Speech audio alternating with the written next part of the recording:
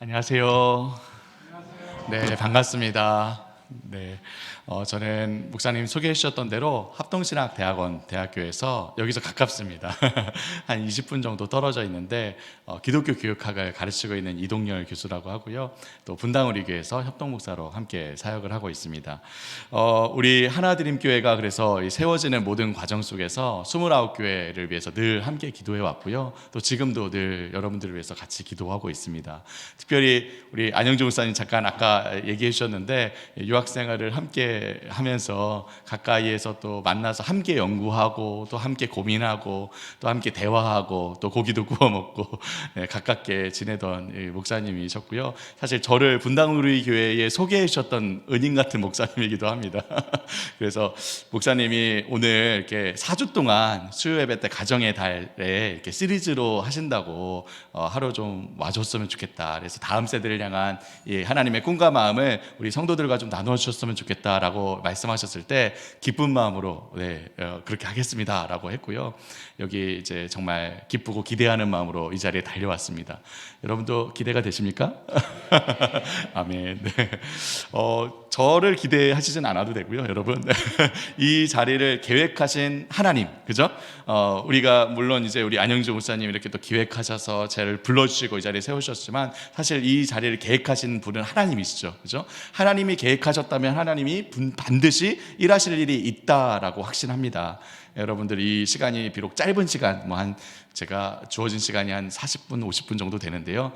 짧은 시간이지만 하나님이 마중물과 같이 이 시간을 사용하여 주셔서 우리의 마음과 삶에 먼저 일하여 주시기를, 그리고 우리를 통해 우리 다음 세대의 마음과 삶에 일하시기를 기대하는 마음으로 시작했으면 좋겠습니다. 함께 기도하고 강의를 말씀을 나누도록 하겠습니다. 사랑하신 하나님, 정말 감사합니다. 하나님, 오늘날 우리 다음 세대가 참 위기 속에 있다, 어렵다고 이야기합니다. 우리는 우리 다음 세대 자녀들을 신앙 위에, 믿음 위에 세우기를 바라나 우리 아이들이 이 악한 세상 속에서 신앙을 잃고 교회를 떠나가는 모습을 볼 때 참 우리의 마음이 찢어집니다. 하나님, 이 시간 우리가 이 다음 세대를 향한 긍휼한 마음, 또 다음 세대를 향한 뜨거운 사랑과 열정으로 이 자리에 모였습니다. 이 시간을 통해 우리 자녀들을 향한 우리 하나님의 마음을 우리로 깨닫게 하여 주시고, 아버지, 우리로 이 다음 세대를 일으키는 일을 힘있게 감당하는 세대로 우리를 사용하여 주옵소서. 그렇게 일하실 주님을 기대하며 모든 말씀 예수 그리스도 이름으로 기도하옵나이다. 아멘. 오늘 저는 여러분들과 이 자아팽창 시대 속 다음 세대 교육이라는 주제로 좀 이야기를 나누고자 합니다. 혹시 PPT 좀 띄워주시겠습니까? 네. 이 시간이 사실 4주 동안 이렇게 여러분들 기획이 되어 있죠. 제가 두 번째 순서를 맡고 있는데요. 저는 오늘 여러분들에게 우리 시대가 어떤 시대이고 이 시대 속에서 우리 아이들이 살아가며 어떤 영향들을 받고 있는지, 이 시대에 대해서 또 우리 다음 세대에 대해서 좀 이해하는 데 초점을 맞추어서 나누고자 합니다. 아마 저 이후에 세 번째, 네 번째 시간을 보니까, 그렇다면 이러한 시대 속에서 우리가 다음 세대를 어떻게 신앙 위에 세울 수 있을까, 그리고 우리 아이들과 어떻게 소통할 수 있을까, 계속 이제 연결이 되어서 진행이 되는 것 같습니다. 그래서 오늘은 여러분들이 좀 시대와 우리 세대를 이해하는 데 초점을 맞추고 말씀을 나눈다, 이렇게 생각해 주시면 좋을 것 같고요. 누가 기획을 하셨는지 아주 짜임새 있게 잘 기획을 해주셨습니다. 네, 그분께 박수를 드리고요. 네, 여러분들과 또 시작을 하고자 합니다. 자, 오늘날 우리 시대를 가리켜서 많은 사람들이 이렇게 이야기합니다. 우리 오늘날 어떤 시대이냐? 자아팽창의 시대이다. 자아팽창의 시대. 자아팽창, 이 에고 엑스펜션이라는 말은 무슨 뜻이냐? 여기 여러분 화면에 보이는 이 터질 정도로 부풀어 오른 파란색 풍선과 같이 이 각자 우리의 마음 속에 이 자기 자신이라는 존재가 정말 가득 차 있는, 이 터질 정도로 가득 부풀려져 있는 그런 상태를 자아팽창이라고 합니다. 여러분, 그래서 우리 그런 말 하지 않습니까? 자기 자신밖에 모르는 천상천하 유아독존, 그죠? 그런 말이 있잖아요. 내 생각이 다 옳고 내 감정이 가장 중요하고 오로지 내 행복과 기쁨과 유익만을 위해서 살아가는 것, 이게 바로 자아팽창이라고 합니다. 여러분, 작년에 한국의 대표적인 이 기독교 철학자이죠, 강영한 교수님이라는 분이 계신데, 그분이 이런 책을 쓰셨어요. 어떤 책이냐? 철학자의 신학 수업이라는 책입니다. 철학자의 신학 수업. 강영환 교수님은 오랫동안 서강대학교에서 일반 철학을 가르쳤던 이 교수님이고요. 지금은 은퇴를 하시고 미국의 켈빈 신학교에서 기독교 철학을 가르치고 계시는 우리 시대의 가장 대표적인 기독교 철학자라고 할 수 있습니다. 그런데 여러분, 이 책에서 강영환 교수님이 우리 시대를 가리켜서 여러 사람들이 뭐 이런 시대다 저런 시대다 여러 가지로 얘기를 하지만 본인이 이 한국의 기독교 철학자로서 생각할 때에 우리 시대의 가장 큰 특징을 꼽으라면 이렇게 이야기하겠다라고 썼습니다. 무슨 시대냐? 바로 포스트 트루스 시대다. 우리 시대의 가장 큰 특징은 바로 포스트 트루스 시대다. 여러분, 무슨 뜻입니까? 말 그대로 하자면 진리 이후의 시대라는 거예요. 진리 그 다음의 시대라는 거죠. 이 포스트 트루스 시대 역시 자아팽창과 거의 비슷한 의미라고 볼 수 있습니다.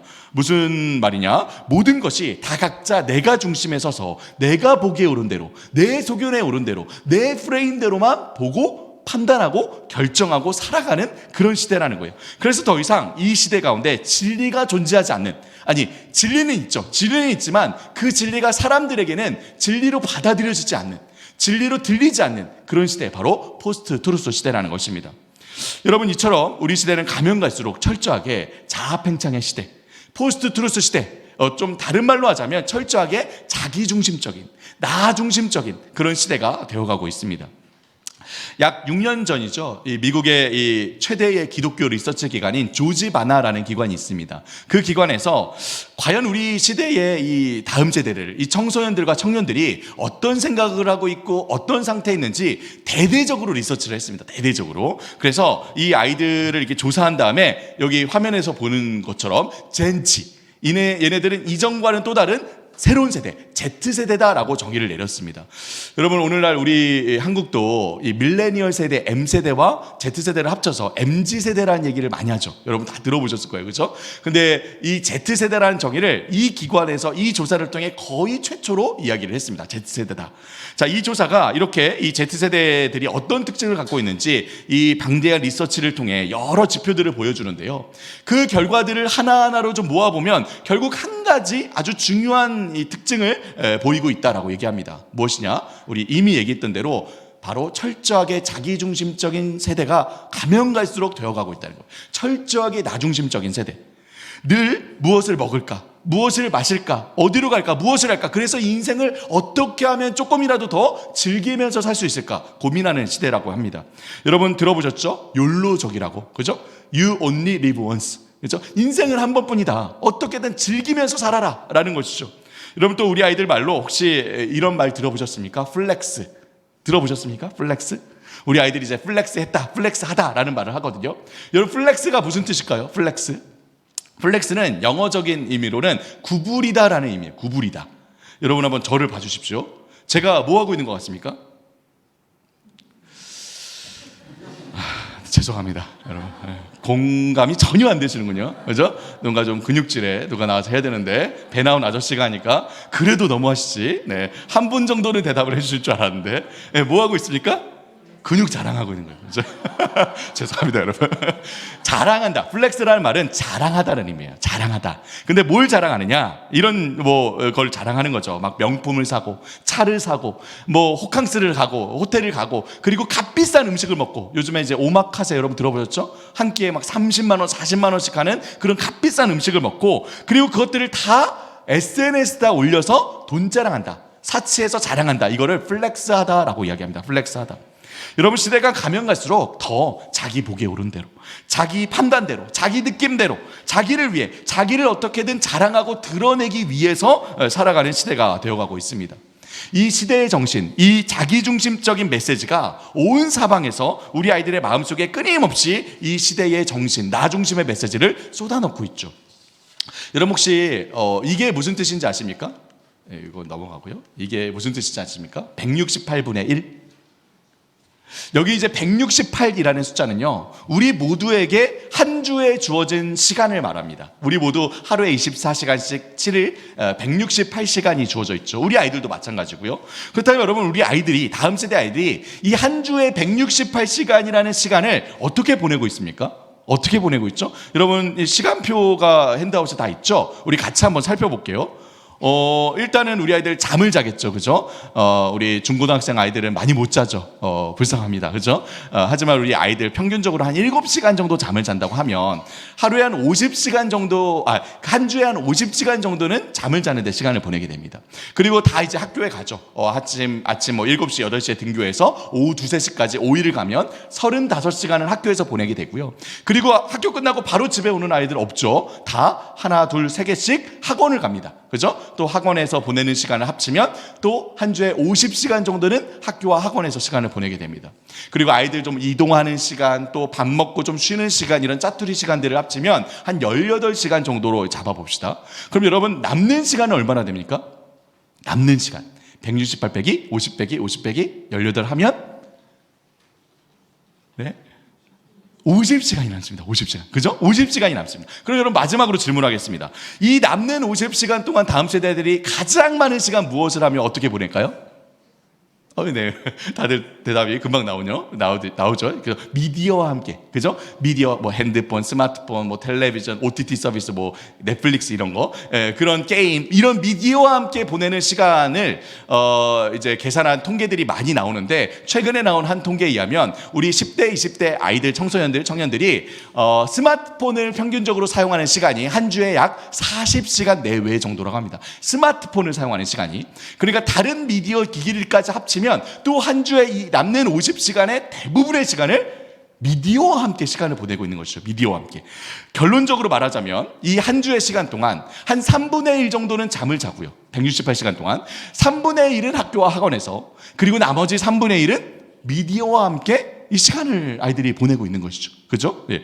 그럼 여러분, 이 학교에서 또 미디어를 통해 끊임없이 우리 아이들이 어떤 영향을 받고 어떤 이야기들을, 메시지들을 마음에 담고 살아가고 있을까요? 먼저 여러분 학교를 좀 살펴보려고 하는데, 학교. 여러분 지금 교육과정이 계속해서 변화되고 있는 걸 아실 겁니다. 작년에도 교육과정이 또 변화됐죠. 그래서 얼마 안 있으면은 이제 한 여름방학 정도 되면은 작년에 이 개정된 교육과정을 반영하는 새로운 교과서가 곧 나오게 되거든요. 이 교육과정이 계속 변화되고 있습니다. 그런데 여러분, 우리 아이들 교육과정 중에 혹시 창체라는 시간이 있는 거 다 아시죠? 창체, 그죠? 우리 아이들 시간표에 보면은 창체라는 시간이 있습니다. 창의적 체험 활동, 창의적 체험 학습, 줄여서 창체라고 하죠. 이 창체 시간은 예전에 제가 학교에 다닐 때는 CA 혹은 HR이라는 특별 활동, 그죠? 그리고 학급 활동, 이런 시간이었어요. 이런 시간이었는데요. 이게 개편해서 창체라는 시간으로 바꾼 거예요. 이 시간에 자율 활동, 진로 활동, 봉사 활동, 동아리 활동, 다양한 활동들을 합니다. 심지어는 이 창체가, 여러분 옛날에 한번 생각해 보세요. 학교 다닐 때 그 특별활동 CA 하는 시간 한 주에 몇 시간이었습니까? 1시간, 그죠? HR 몇 시간입니까? 1시간, 그죠? 기껏해야 한두 시간 정도였죠. 근데 창체 시간은 지금 수학보다 많습니다. 실수가. 국어보다 많습니다. 영어보다 많습니다.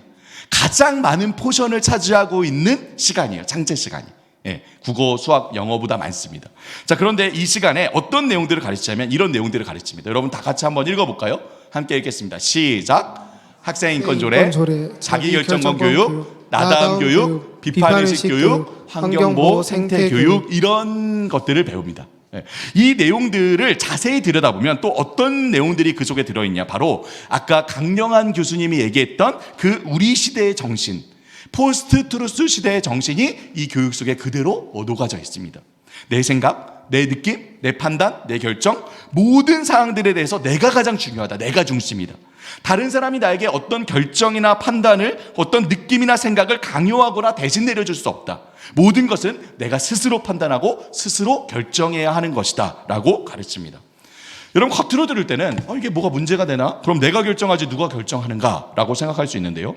여러분, 이제 한국에도 막 들여오고 있는 이 교육은요, 유럽에 있는, 유럽 쪽에 특히 독일의 이 교육의 영향을 받아서 들어오고 있는데, 유럽에서는, 특히 독일에서는 이 우리 아이들에게 이전에는 없었던 3가지의 교육을 시킨다고 합니다. 이 교육이 모든 교육의 근간을 이루는데요. 무슨 교육이냐? 바로 성교육, 정치교육, 생태교육을 시킵니다. 이게 모든 교육의 근간을 이루어요. 이 성교육은 어떤 교육이냐? 성적인 자기결정권을 중시하도록 해서 각자의 자아 정체성을 기르는 성교육이고요. 선동가들을 분별할 수 있도록 비판의식을 심어주는 정치교육을 시키고요. 그리고 환경을 중시하고 동물들의 권리를 높이는 생태교육을 시킵니다. 이 교육이 사실 이름만 조금씩 바뀌었을 뿐이지 우리나라에도 그대로 최근 들어 급속도로 들어와서 학생인권조례, 자기결정권 교육, 나다움 교육, 비판의식 교육, 환경보호 생태교육이라는 이름으로 창체 시간에 가르쳐지고 있는 동일한 교육입니다. 이 교육을 정리해서 말하자면 이렇게 볼 수 있어요. 각자 다 나, 자기 자신, 우리 아이들 각자 자신을 중심으로 나 자신과의 관계, 그리고 다른 사람들과의 관계, 그리고 이 세상과의 관계를 세우고자 시도하는 교육입니다. 그런데 여러분, 과연 이 교육이 정말 우리 아이들을 바르게 키울 수 있는 그런 교육일까? 많은 교육학자들과 아이를 둔 부모님들이 이 교육에 열광합니다. 이 앞서가는 유럽의 교육, 이 진보적인 교육이 우리 한국 교육의 대안이 될 것처럼 생각을 합니다. 물론 여기에서 말하는 바들 중에 우리가 긍정적으로 바라봐야 할 부분들이 있습니다. 우리 아이들에게 바른 자아 정체성을 기르는 교육, 당연히 필요한 교육이죠. 아이들의 자아 정체성 바르게 세워야 합니다. 또 쉽게 선동당하지 않고 올바른 기준으로 분별할 수 있도록 가르치는 교육, 반드시 필요한 교육입니다. 또 자연을 보호하고 환경을 잘 지키는 교육, 반드시 필요한 교육이며 성경적인 근거들을 갖고 있어요. 그런데 문제가 있습니다. 이 교육에 문제가 있어요. 무엇이 문제일까요? 이러한 교육, 자아교육, 관계교육, 자연교육, 이 교육의 중심에 누가 있습니까? 누가 있죠? 내가 있는 거예요. 내가.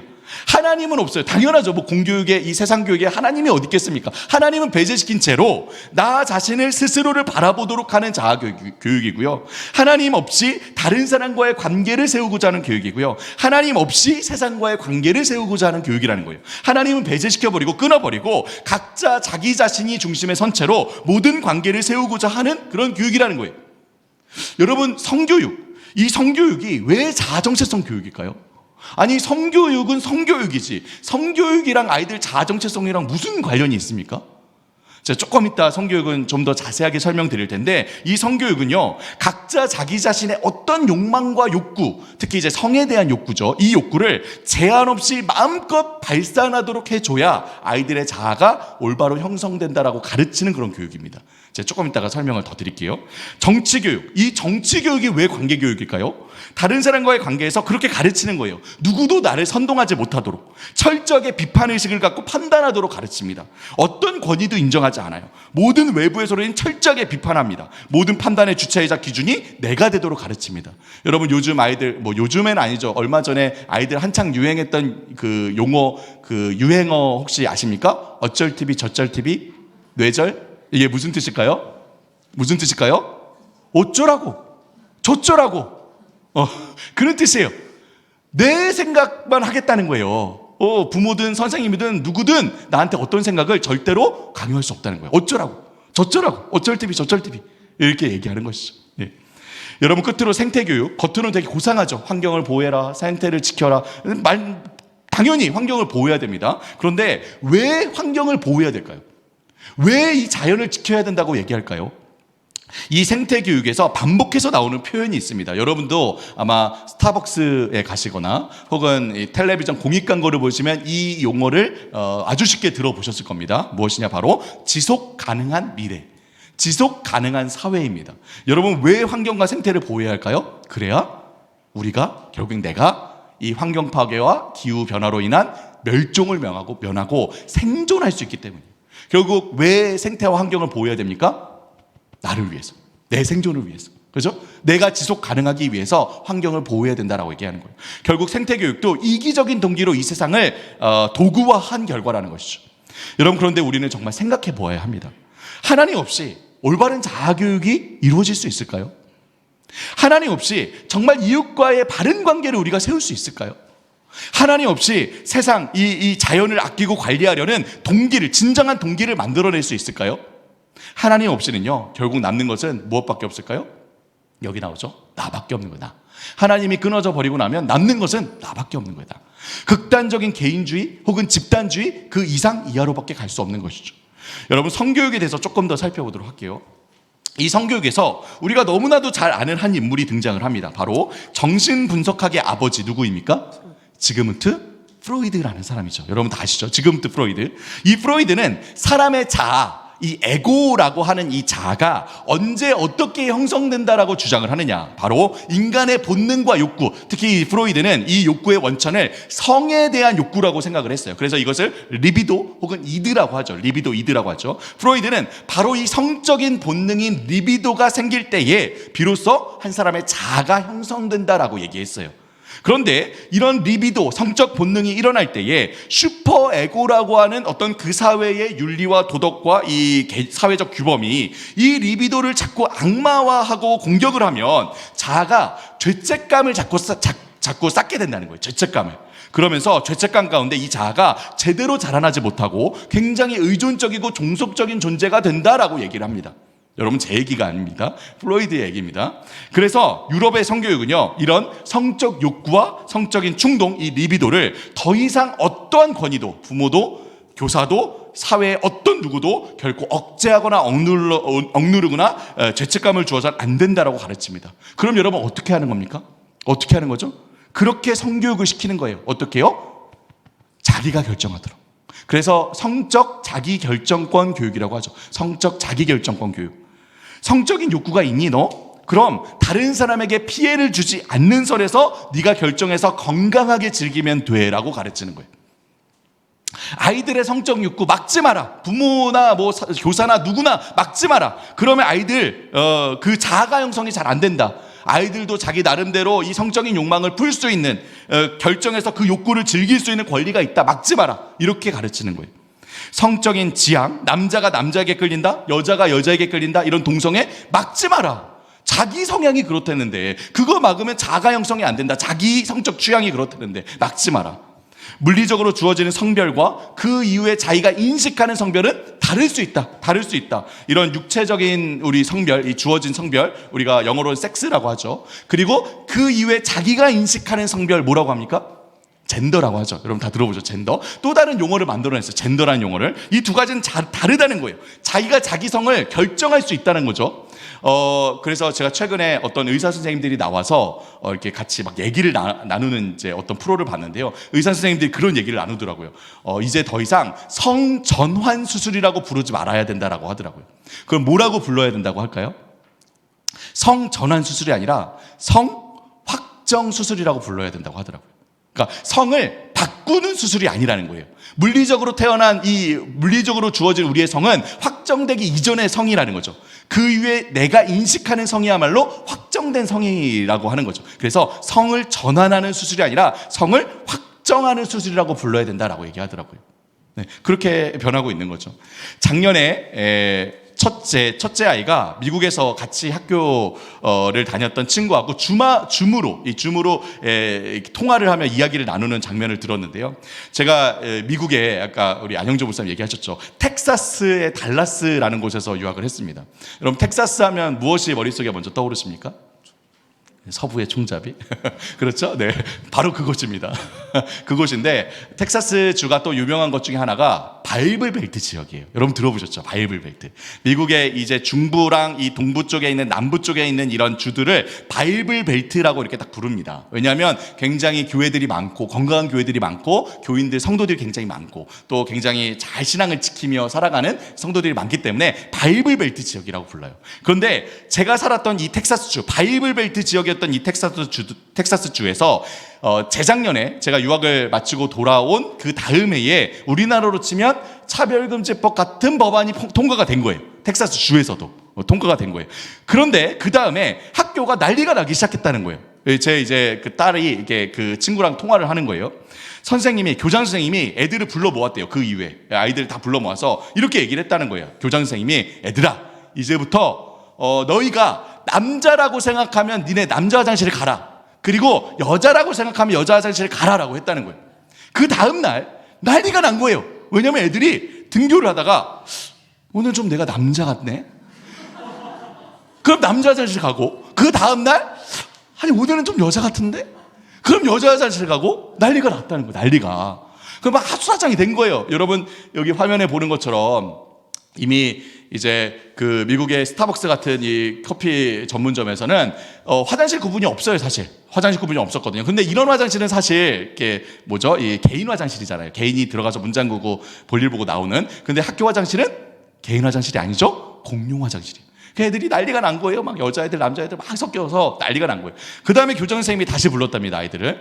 자, 애들아, 이제 우리 화장실 구분 없다. 남자 화장실, 여자 화장실 없어. 모두의 화장실이야. 그냥 아무 화장실이나 가. 라고 했다는 거예요. 막 아수라장이 됐다라고 이렇게 얘기를 하는 거예요. 그 다음에 또 교장 선생님이 아이들을 불렀대요. 두렵죠? 교장 선생님이 딱 아이들을 불렀는데 교장 선생님이 뭐라고 하냐? 얘들아, 너희가 지금까지 나를 여자 선생님으로 봤지? 나는 사실 남자야! 라고 커밍아웃 한 거예요. 이 전교생 아이들에게. 나는 남자야! 라고. 그 다음에 학교가 난리가 난 거예요. 또 왜냐하면 미국 학교는 초등, 중등, 고등학교가 다 같이 있는 경우가 많거든요. 근데 중고등학교 아이들 중에 교장 선생님을 따라 그렇게 많은 아이들이 커밍아웃을 하기 시작하는 거예요. 커밍아웃을. 그러면서 초등학교 아이들이 충격을 먹는 거예요. 분명히 언니였는데 다음날 남자 교복을 입고 나타나고, 분명히 오빠였는데 다음날 여자 교복을 입고 나타나고, 얘들이 막 혼란해. 샤크를 먹어가지고 완전 아수라장이 되었다라는 얘기를 제 줌을 통해 저도 같이 들었어요. 제 아이가 이 이야기를 듣고 자기가 다녔던 학교거든요. 완전 충격을 먹는 거예요. 그래서 얼마나 아이하고 같이 오랜 시간 얘기를 했는지 모릅니다. 이 문제에 대해서. 여러분, 이게 지금 눈앞에 다가오고 있는 현실이에요. 멀리 있는 딴 나라 이야기로 들리십니까? 그렇지 않습니다.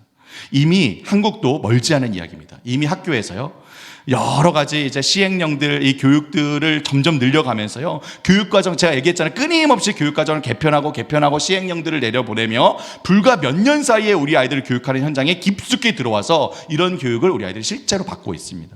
여러분, 아이들 혹시 학교에 있는 혹은 지역에 있는 도서관에 가보셨습니까? 이런 책들, 젠더 책, 동성애 책, 또 나다움 교육, 비판의식 교육을 위한 책들이 빼곡히 꼽혀져 있어요. 아이들이 손만 뻗으면 이런 책들을 얼마든지 읽고, 아주 어린 아이들도 읽고 접할 수 있는 것이죠. 여러분, 혹시 우리 핸드폰에, 스마트폰에 이런 이모티콘이 있는 거 아세요?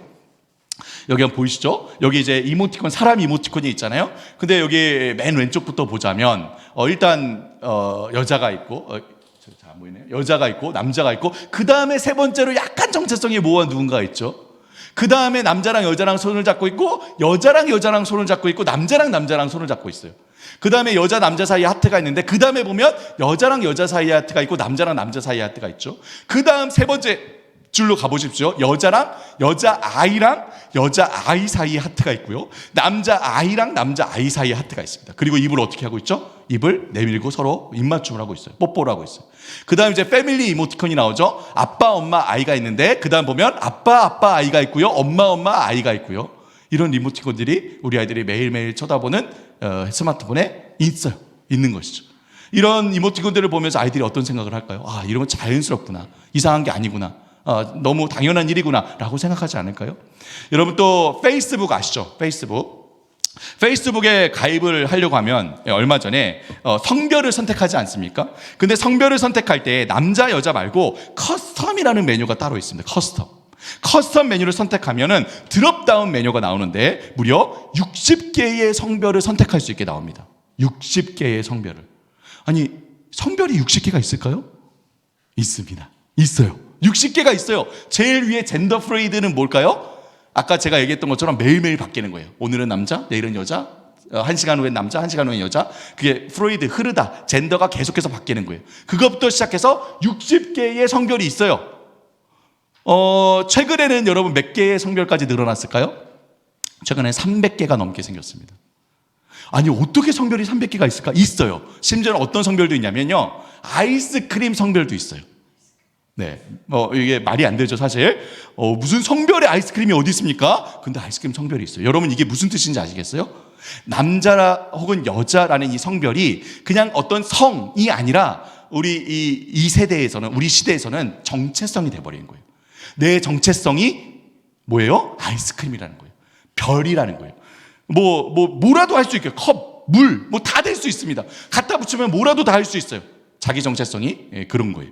여러분, 그런데 최근에 또 바뀌었습니다. 이거 한글 사이트죠. 여기에 보시면요, 남자 여자 이렇게 돼 있고, 그 다음에 직접 지정, 내가 이제 쓸 수 있게 돼 있어요. 드롭다운 메뉴도 없어요. 내가 그냥 쓰는 거예요. 내 성별은 아이스크림, 내 성별은 기타, 내 성별은 스피커, 내가 직접 쓸 수 있게 돼 있어요. 그런데 그 다음에 보면 뭐라고 문구가 나오냐, 이렇게 나옵니다. 여성 생일을 축하해 주세요, 남성 생일을 축하해 주세요, 여러 명 생일을 축하해 주세요. 여러분, 이게 무슨 뜻일까요? 아니 성별을 지정하는데 무슨 생일을 축하해 주세요가 왜 나옵니까? 성별하고 생일하고 무슨 관련이 있을까요?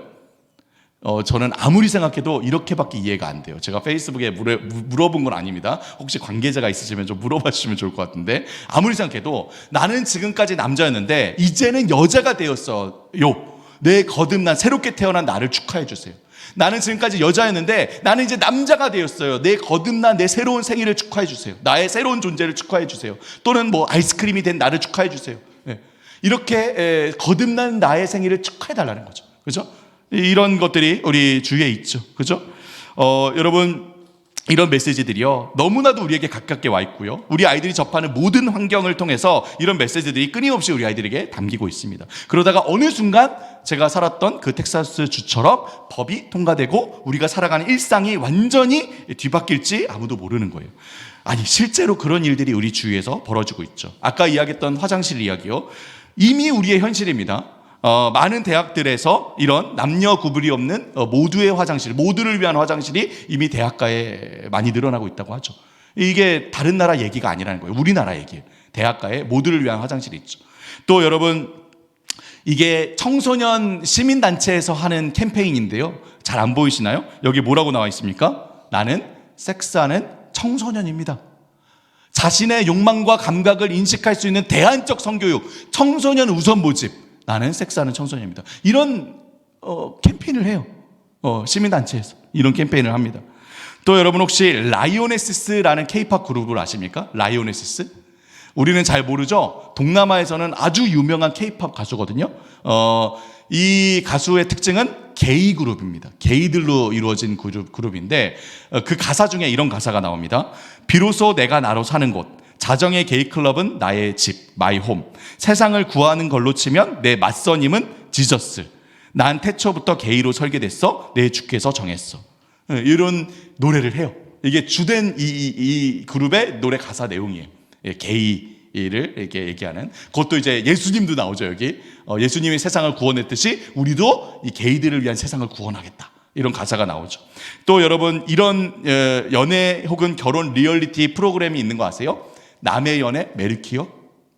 우리 결혼했어요. 그런 이제 그 연애 뭐 결혼 리얼리티 프로그램 아시죠? 그런 프로그램이에요. 이것도 그런 프로그램인데 특징이 있죠. 남의 연애는 남자들의 연애란 뜻이에요. 남자들끼리 나와서 연애 리얼 버라이어티를 하는 거예요. 남자들끼리 연애하고 데이트하고 서로 이제 그런 장면들을 이렇게 내보내는 거죠. 메리퀴어는 더 복잡합니다. 퀴어들이 나와서 성을 전환한 사람들, 뭐 동성애자들, 이런 여러 케이스들이 나와서 함께 짝을 찾고 연애를 하는 그런 리얼리티 프로그램이에요. 여러분, 이런 프로그램들이 우리 다른 나라가 아니라 우리나라에서 이미 방영되고 있죠. 여러분, 이런 일들이요, 저 멀리 다른 나라의 일들이 아니라 우리가 살아가는 우리 나라, 그죠? 이 나라에 이런 변화들이 물밀듯이 몇 년 사이에 들어와서 우리 자녀들이 자라고 있는 곳에 이렇게 영향을 끼치고 있는 것이죠. 마지막으로 제일 충격적인 것은요, 그래서 정말 초등학교도 들어가지 않은 아이들이라도 만약에 성적인 욕구가 있다, 그러면 그것도 인정해 주어야 한다라고 얘기합니다.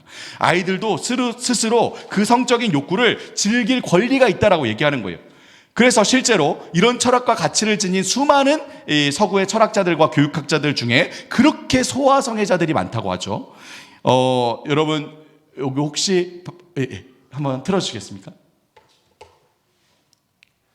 현대 철학의 거장 미셸 푸코가 생전에 어린 소년을 성폭행하는 등 소아성애자였다는 폭로가 나왔습니다. 더타임즈는 푸코가 1960년대 말 튀니지에서 머물 때 8살에서 10살 된 소년들을 공동묘지로 불러 돈을 주고 성관계했다고 동료이자 저명한 프랑스 철학자 기소르망이 밝혔다고 보도했습니다. 기소르망은 이런 사실을 당시 프랑스 내 주요 언론들도 알고 있었지만 학교와 프랑스 사회 내에서 철학의 왕으로 통하는 푸코의 위상 때문에 보도를 꺼렸다고 주장했습니다. 네. 미셸 푸코라고 아시죠? 현대 철학의 왕이라고 불리는 사람. 이 사람이 이제 소년들과 함께 관계를 맺었다라는 이 보도가 작년에 보도가 돼서 아주 유럽 사회를 발칵 뒤집어 놓았죠. 근데 여러분, 미셸 푸코만 그런 게 아니에요. 찾아보면 이런 비슷한 사상을 가진 수많은 철학자들, 교육학자들 사이에 그렇게 소아성애자들이 많습니다. 우리는 이렇게 얘기하죠. 이 나쁜 놈, 어떻게 아이들을 대상으로 그럴 수가 있어, 이 나쁜 놈, 그죠? 그렇게 생각을 하죠. 근데 이 사람들은요, 이게 결코 나쁜 행동이 아니에요. 이게 결코 그냥 자기 욕망을 따라 일탈을 하는 일탈적 행동이 아니라는 거예요. 이 사람들은 이 행동이 굉장히 정의롭고 선한 행동입니다. 왜요? 그게 자기 신념이거든요. 이 사회에 성적인 억압에 갇혀있는 우리 아이들을 해방시켜주고 자유를 부여해준 자기는 구원자라고 생각을 하는 거예요. 여러분, 이게 그들의 신념이기 때문에 그 신념이 실제 삶으로 이렇게 드러나는 것이죠. 여러분, 이렇게 이야기의 논리가 연결되어 갑니다. 혼전에 성관계하는 거, 어린이나 청소년도 괜찮다는 거예요. 동성애 괜찮다는 거예요. 성 전환하는 거 괜찮다는 거예요. 소아성애도 괜찮다는 거죠. 거기까지 갈까요? 아니요. 기준이 사라져 버렸기 때문에 더 계속해서 나갑니다. 여러분, 2마리의 고양이 남편을 둔 여성이 있다는 거 아세요? 이제 동물하고 결혼을 하는 거예요. 동물하고. 또 여러분, 여기 이제 그 남자가 보이시죠? 쿠션하고 결혼을 했어요. 쿠션하고 결혼을 했습니다. 결혼식을 올렸고요. 신혼여행도 갔어요. 비행기 티켓을 구매하는데 옆자리를 같이 구매하고 쿠션을 안 칩니다. 여러분, 이게 정말 말도 안 되는 일이잖아요. 이게 뭐 말이 됩니까? 근데 이게 우리의 현실이에요. 제가 이 세미나를 하면서 이 세미나 끝난 다음에 어떤 한 장로님이 저한테 오셨어요.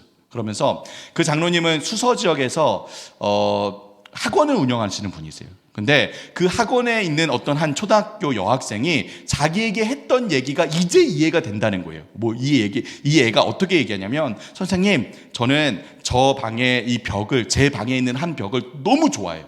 이 벽에 제가 좋아하는 거 다 거기다 걸어놨어요. 여기까지는 뭐 좋아요. 벽을 좋아할 수 있죠, 자기 방에. 근데 그 다음에 뭐라고 하느냐? 저는 그래서 이 벽하고 결혼할 거예요. 이 벽하고 평생 동안 살 거예요. 라고 얘기를 했대요. 그때는 이게 뭔 말인가? 얘가 무슨 말을 하는 건가 싶었는데 이제 이해가 된다고 하더라고요. 자기가 원하면 경계선이 없기 때문에 무엇이든지 다 가능한 그런 시대가 된 거죠.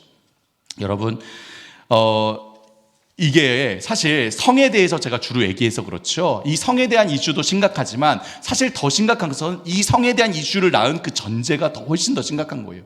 왜 성적으로 다 이렇게 경계선이 없어져 버렸을까요? 왜 동물하고 결혼하고 소아성애를 하고 그것들을 당연하게 여기는 시대가 되었을까요? 이런 이상한 시대가 되었을까요? 불과 몇 년 전만 해도 우리가 알고 있었던 성적인 기준들이 왜 다 무너져 버리고 경계선들이 다 사라져 버렸을까요?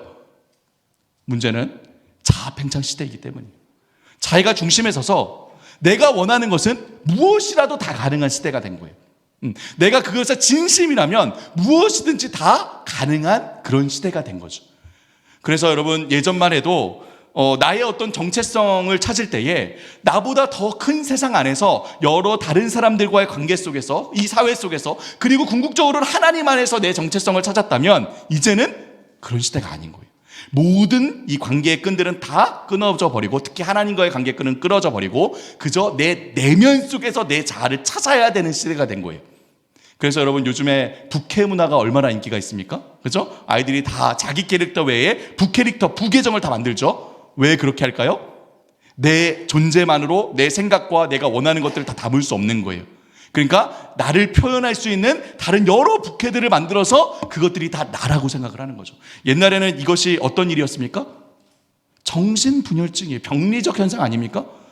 내가 어떻게 나를 다 표현하면 삽니까? 그죠? 내가 생각하고 표현하고자 하는 것이 있어도 관계 속에서 제한시키고 나를 찾는 거잖아요. 진정한 나를. 근데 이제는 그런 시대가 아닌 거예요. 내가 원한다면, 내가 생각한 것이라면, 내가 표현하고자 한다면 무엇이든지 다 되어야 하고 무엇이든지 다 표현해내야만 하는 그런 시대가 된 거죠. 그러니 이렇게 각자 내면에서 추구하는 성적인 정체성, 욕망하는 성적 지향, 끝도 없이 나가고 있는 겁니다. 여러분, 이건 정말 심각한 문제입니다. 우리가 겉으로 잘 포장된 이야기들만 듣고 그럴듯한 얘기에 수긍해서는 안 돼요. 우리 이 시대가 어떤 시대인지 이 시대를 분별하고 이 이야기들의 뿌리에 어떤 전제가 있는지 알고 그 결과가 얼마나 파괴적으로 이어지고 있는지 우리가 알 수 있어야 한다는 것이죠. 우리 아이들이 지금 학교에서 배우고 있는 이 교육, 창체, 자기결정권, 비판의식, 나다움 교육, 환경보호, 생태교육, 이렇게 하나님 없이 자기 자신과의, 이 세상과의, 그리고 이 다른 사람들과의 관계를 세워보려는 이 시도들이 얼마나 파괴적인 결과들을 낳고 있는지 우리가 알 수 있어야 한다는 것입니다. 여러분, 이처럼 학교에서 우리 아이들은 끊임없이 우리 시대의 그 정신, 자기중심적인 이 사상을 끊임없이 마음에 담아내고 있습니다. 그럼 여러분, 나머지 3분의 1이 남았죠. 무엇입니까? 무엇이죠? 나머지 3분의 1? 미디어가 남았죠. 그죠? 미디어가 남았죠, 미디어. 여러분, 그럼 미디어로부터는 우리 다음 세대 아이들이 어떤 영향을 받고 있을까요? 미디어가 뭔가요? 미디어는 말 그대로 정보를 주고받는 매체를 미디어라고 하죠. 결국 미디어는 우리 아이들에게 끊임없이 정보와 컨텐츠와 메시지를 전달합니다. 이 아이들의 마음속에 의식적이든 무의식적이든 끊임없이 메시지를 마음에 심고 있다는 거예요. 그럼 여러분, 이 미디어들, 유튜브, 비디오, 게임, SNS, 웹툰, 드라마 등등 이런 미디어들이 끊임없이 우리 아이들의 마음에 어떤 메시지들을 전달하고 있을까요? 정말 바른 가치, 성경적인 이 관점들을 전해주고 있을까요? 그렇지 않죠. 심지어 학교도 우리 아이들에게 끊임없이 우리 시대의 그 정신, 그 메시지, 자기중심적인 가치를 가르치는데 미디어들은 말할 것도 없습니다. 미디어들이 끊임없이 아주 효과적이고 효율적으로 우리 아이들에게 이 세상의 가치, 그 자기중심적인 가치를 심고 있죠. 그 세속적인 시각으로 세상을 바라보고 그 세속적인 가치를 따라서 세상 속에서 바라고 욕망하며 살도록 이 삶의 기준과 방향을 미디어가 끊임없이 우리 아이들에게 제공해 줍니다.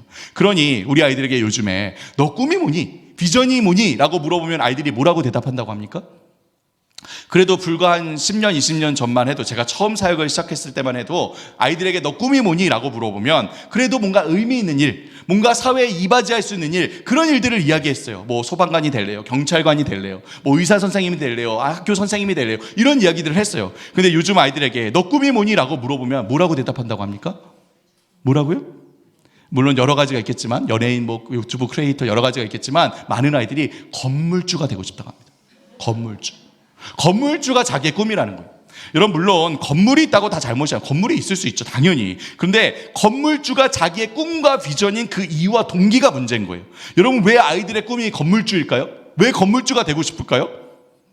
공부도 일도 자기가 하기 싫은 건 아무것도 하기 싫은 거예요. 오로지 내가 하고 싶은 것만 하면서 놀고 먹고 살고 싶은 거죠. 그죠? 근데 그러려면 뭐가 필요합니까?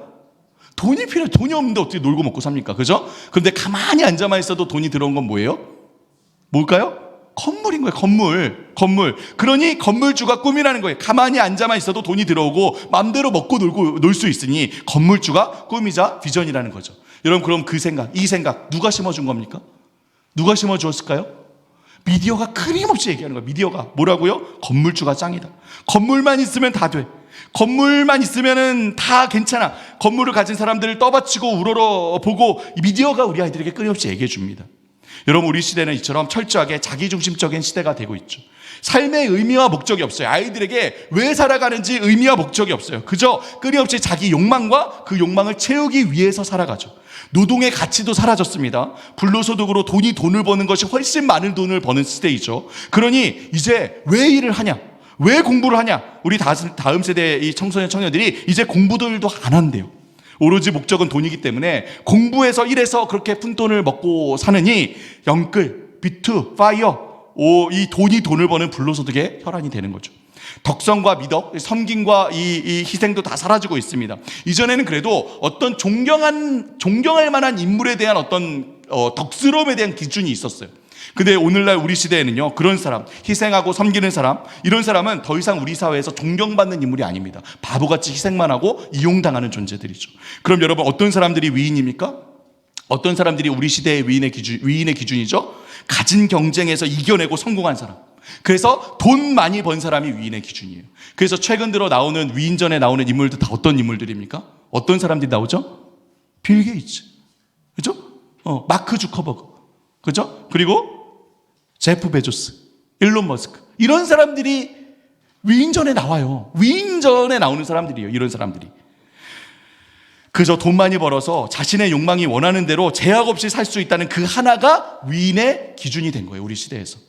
여러분, 이처럼 우리 시대는 오로지 나를 채울 돈밖에는 알지 못하는 시대가 되고 있죠. 그럼 반면에 정말 우리 아이들이 하나님 말씀을 보고 듣고 배우고 암송하고 공부하고 말씀대로 살아가는 그 모습을 경험하고 함께 살아갈 수 있는 그런 아이들의 마음에 하나님 말씀, 그 말씀의 가치와 세계관을 담을 수 있는 시간은 여러분, 한 주에 얼마나 될까요?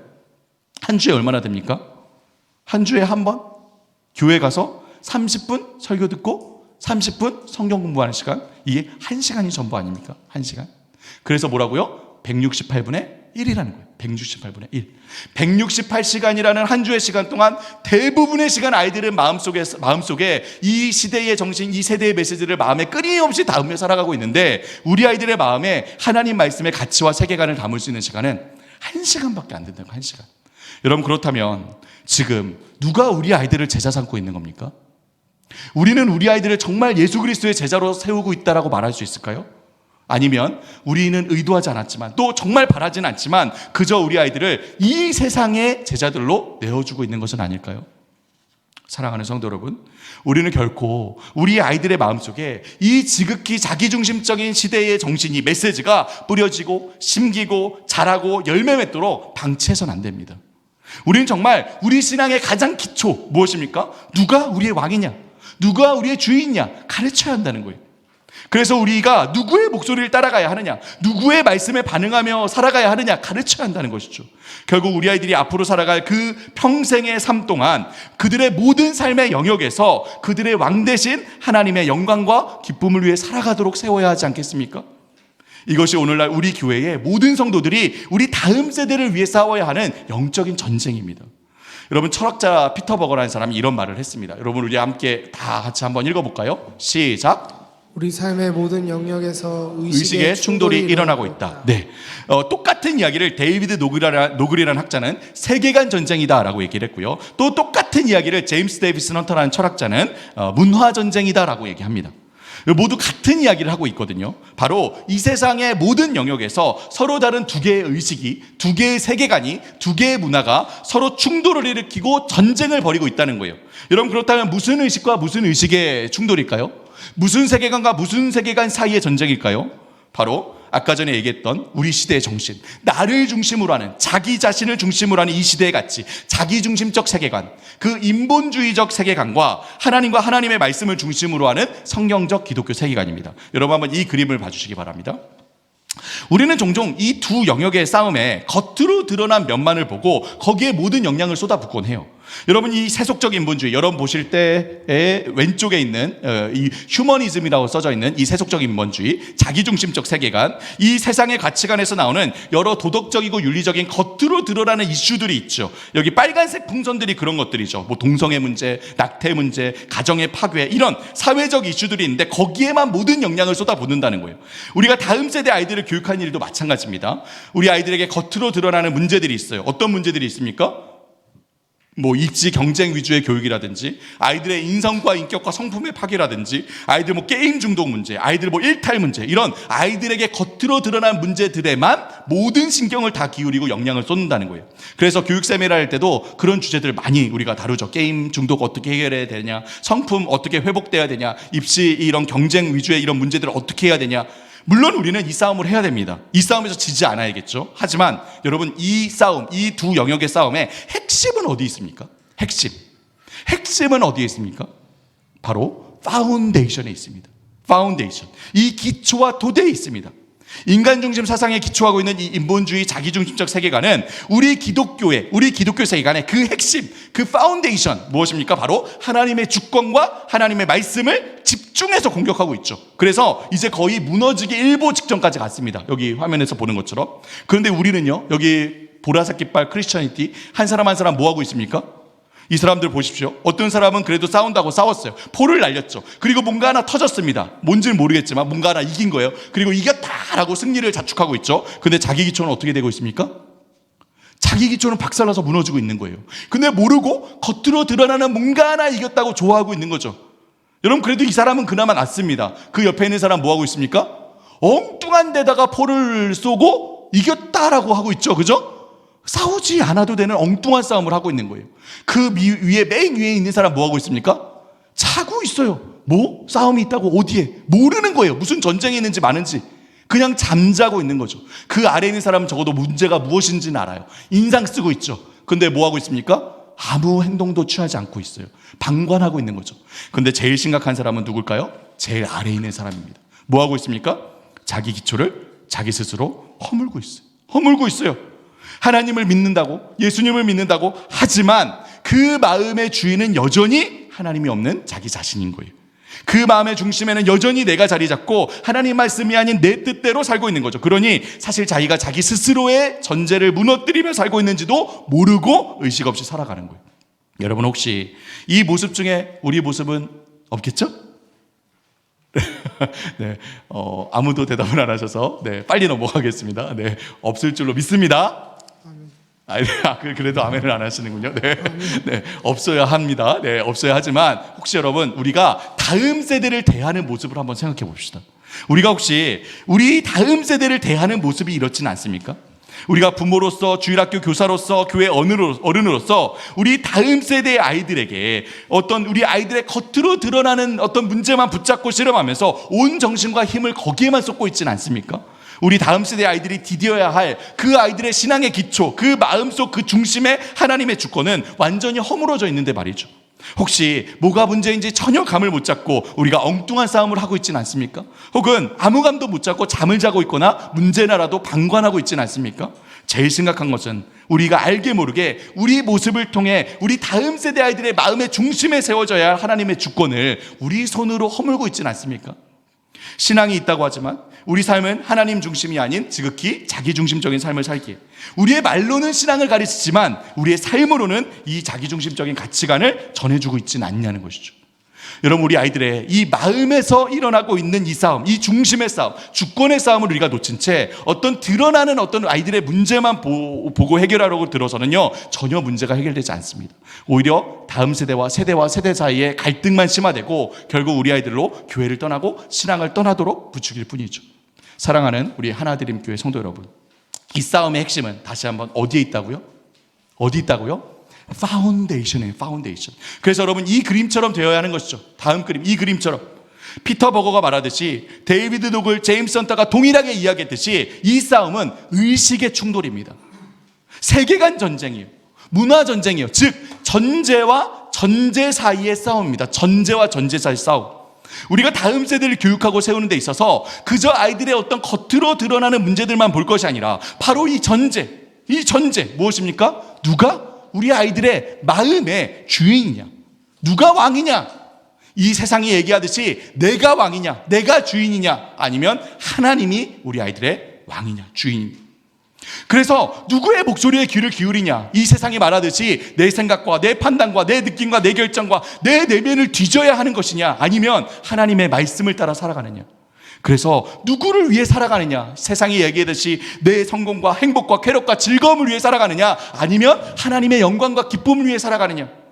결국 우리 아이들이 살아가는 그 평생의 삶 동안 내 왕국을 세울 것이냐? 아니면 하나님 나라를 증거하고 드러내며 살 것이냐? 여러분 이 하나님의 주권, 하나님 말씀, 하나님 나라가 우리 아이들의 마음의 중심에 있냐는 거예요. 중심에. 우리는 그렇게 우리 아이들을 세우고 있느냐는 거죠. 우리 아이들 마음에 하나님의 주권과 말씀과 나라에 대한 소망을 세워주고 있느냐는 거예요. 여러분 한번 따라해 주시겠습니까? 하나님의 주권, 하나님의 주권, 하나님 말씀, 하나님 말씀, 하나님 나라. 하나님 나라. 여러분 띄워주시기 바랍니다. 여러분 우리 아이들 마음속에 이것이 있냐는 것이죠. 정말 우리의 왕 대신, 그들의 왕 대신 이 하나님을 향한, 주 대신 하나님을 향한 뜨거운 사랑과 열정을 우리는 우리 아이들의 마음에 세우고 있냐는 거예요. 하나님을 향한 뜨거운 이 주 대신 왕 대신 하나님을 향한 사랑을, 하나님 말씀을 향한 전적인 이 신뢰와 믿음을 우리 아이들의 마음에 세우고 있냐는 거예요. 정말 우리 세상의 어떤 것이 아니라 하나님 나라에 대한 간절한 소망과 이 갈망을 우리 아이들의 마음의 중심에 세우고 있냐는 것이죠. 이 믿음과 소망과 사랑이 정말 우리 아이들의 마음의 중심에 있냐는 거예요. 여러분 따라서 우리는 성경적 다음 세대 교육의 제1원리를 반드시 기억해야 됩니다. 제가 우리 학생들을 가르칠 때도 이게 제1원리라고 늘 얘기하거든요. 무슨 원리냐? 바로 이것입니다. 역영지근의 원리. 이런 무슨 원리일까요? 역영지근? 무슨 뜻일까요? 무슨요? 네, 안 속으시네요. 네. 사자성어가 아닙니다. 여기 역영지근은 여호와를 경외하는 것이 지식의 근본이라 약자예요. 우리 다 같이 한번 따라해 볼까요? 시작. 여호와를 경외하는 것이 지식의 근본. 다시 한번 따라해 봅시다. 시작. 여호와를 경외하는 것이 지식의 근본이라. 우리는 반드시 기억해야 됩니다. 여호와 하나님을 경외하도록 하는 것이 모든 지식과 지혜의 근본이다. 반드시 이 원리를 따라서 우리 다음 세대를 양육하고 교육하고 가르쳐야 합니다. 다 자기가 자기 인생의 주인이 되어서 자기 보기에 옳은 대로 자기 소견대로 자기 욕심을 이루기 위해 살아가는 우리 시대 속에서 우리는 우리 아이들을 반드시 여호와 하나님을 경외하는 아이들로 세워야 한다는 거예요. 여러분 아까 말씀드렸죠. 하나님의 주권, 하나님 말씀, 하나님 나라. 하나님을 자기 왕으로 삼고 하나님의 음성에 귀를 기울이며 하나님의 영광과 나라를 위해 살아가는 아이들로 양육하고 가르쳐야 한다는 것이죠. 여러분, 다른 교육을 아무리 잘 가르쳐도요, 이것이 되지 않으면 아무 소용이 없습니다. 우리 아이들 학교에서 전과목 만점을 받아와도요, 이것이 되지 않으면 아무런 의미가 없어요. 여러분, 우리 아이들 학교에서 어떤 과목들을 배웁니까? 정말 많은 과목들을 배우죠. 국어, 영어, 수학, 사회, 과학, 역사, 음악, 미술, 체육 등등 정말 많은 과목들을 배우잖아요. 근데 여러분, 아이들이 이 많은 과목들을, 이 많은 지식들을 배우는데 이 지식과 과목들을 배우는 어떤 의미나 목적이 있습니까? 왜 공부를 합니까? 우리 아이들 정말 아침부터 새벽부터 일어나서 밤 늦게까지 정말 죽을 듯 상통 공부하잖아요. 그죠? 왜 공부를 합니까, 아이들이? 이 지식을 배우는 어떤 의미나 목적이 있을까요? 딱 한 가지 목적밖에 없죠. 뭘 위해 공부합니까? 좋은 성적을 받기 위해 공부해요. 성적을. 이 지식을 배우는 어떤 의미나 목적이 없어요. 그냥 이것을 잘 외워서 성적을 잘 받으면 되는 거죠. 여러분, 그럼 좋은 성적은 왜 받아야 됩니까? 그래야 좋은 대학에 가잖아요. 그죠? 그럼 좋은 대학은 왜 가야 합니까? 그래야 좋은 직장을 얻기 때문이죠. 그러면 좋은 직장의 기준은 무엇입니까? 무엇이죠? 돈이죠. 돈. 그죠? 돈. 여러분, 그럼 왜 공부하는 겁니까? 돈을 위해서. 나를 위해서. 공부하는 거예요. 공부가 돈을 위한, 나를 위한 수단 정도밖에 되지 않는 것이죠. 그러니 우리 아이들 어떻게 공부합니까? 불행하게 공부하죠. 죽을 맛으로 공부합니다. 왜 내가 이걸 공부해야 되는지, 왜 이 지식을 알아야 되는지 이유나 목적이 없어요. 그저 나를 위해, 성공을 위해 이 시간들을 참고 있는 거죠. 여러분, 그러니 OECD 전체 국가들 중에서 우리나라, 우리 어린이 청소년 행복도가 몇 위일까요? 꼴찌입니다. 꼴찌. 여러분, OECD 전체 국가들 중에서 청소년 사망률 1위가 어느 나라인지 아십니까? 우리나라예요. OECD 전체 국가들 중에 청소년, 청년 사망 원인이 압도적으로 자살이 1위입니다. 우리나라가 자살이 1위예요. 청소년 자살의 가장 큰 원인이 무엇인지 아십니까? 학교 성적이에요. 성적. 불행하게 공부하는 겁니다.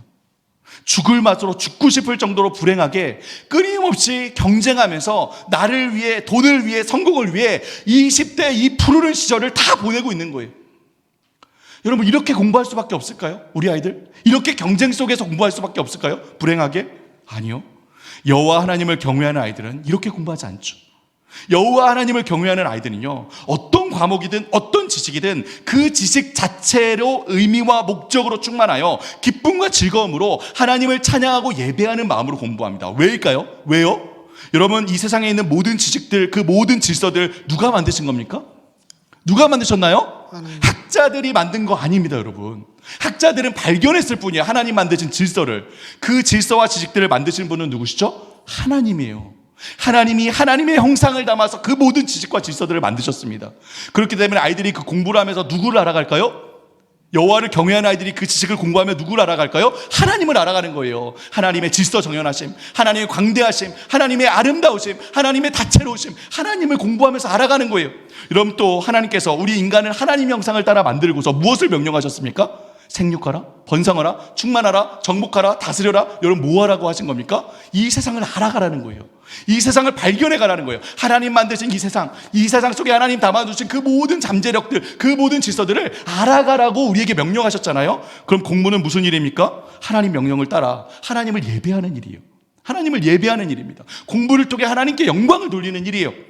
여러분, 오직 하나님 안에서만이 이처럼 이 세상의 모든 질서들이 하나님 안의 의미와 목적으로 충만하여 공부할 수 있는 겁니다. 오직 하나님 안에서만이 모든 지식들이 하나로 연결되어 그 큰 그림 안에서 기쁨과 즐거움으로 공부할 수 있는 거예요. 따라서 여호와 하나님을 경외하는 것이 모든 지식과 지혜의 핵심이고 근원이자 전제라는 겁니다. 여러분, 다시 한번 따라해 볼까요? 여호와를 경외하는 것이 지식의 근본이라. 한번 읽어봅시다. 시작. 여호와를 경외하는 것이 지식의 근본이라. 아멘이십니까? 아멘. 아멘. 사랑하는 성도 여러분, 말씀을 맺겠습니다. 자녀를 사랑하지 않는 부모는 없죠. 모든 교회가 다음 세대가 정말 중요하다고 얘기합니다. 하지만 여러분, 우리는 정말 한번 생각해 보아야 합니다. 우리는 우리 다음 세대의 이 마음에서 지금도 치열하게 벌어지고 있는 이 영적인 전투에서 과연 승리하고 있는가? 우리 하나드림 교회의 모든 선생님들, 우리 장로님들, 우리 권사님들, 모든 성도들이 한마음 한뜻이 되어서 우리 마음에 먼저 이 하나님을 향한 마음과 힘과 뜻을 다한 사랑과 하나님 말씀에 대한 전적인 신뢰와 믿음과 하나님 나라에 대한 간절한 소망을 우리 마음에 먼저 새기고 동일한 마음을 우리 다음 세대에게도 전해주는 그런 교회 공동체가 되기를 주님의 이름으로 축복합니다. 아멘. 그래요. 각자 자신을 왕으로 삼고 자기 뜻을 따라 자기 유익을 위해 살아가는 우리 시대에 하나님을 왕으로 삼고 하나님의 뜻을 따라서 하나님 나라를 그 온 삶으로 드러내며 나타내는 다음 세대가 우리 하나 드림교회를 통해 불같이 일어나기를 주님의 이름으로 축복합니다. 아멘. 여러분, 오늘 함께 우리 아이들을 위해서 함께 찬양하고 기도하는 시간을 좀 가질까 하는데요. 여러분, 우리 다음 세대는요, 우리가 살았던 시대와 전혀 다른 시대를 살아가고 있습니다. 우리는 빛나는 부흥의 시대를 경험한 시대이죠. 하지만 우리 아이들은요, 주위의 다른 모두가 예수님을 믿지 않는 기독교 신앙과 전혀 다른 시대 정신과 가치를 품고 살아가는 시대 속에 살고 있습니다. 여러분, 이 어두운 시대, 이 혼동의 시대 속에 우리의 아이들이 굳게 서서 흔들리지 않을 신앙을 전해줄 수 있는 곳은 어디입니까? 하나님, 우리 교회가 그러한 교회가 되기를 원합니다. 하나님, 우리 가정이 그러한 곳이 되기를 원합니다. 우리 언약의 자녀들에게 이 신앙의 유산을 남겨줄 수 있는 그런 가정이 되기 바랍니다. 우리 각자 자기 자신을 왕으로 삼고 자기 소견에 오른 대로 살아가며 자기 왕국들을 세워가는 이 시대 속에서 하나님을 왕으로 삼고 하나님 나라를 세워가는 다음 세대가 우리 교회를 통해 일어나게 하시옵소서. 우리 이러한 소원을 품고 함께 원하고 바라고 기도합니다. 찬양하고 기도하도록 하겠습니다.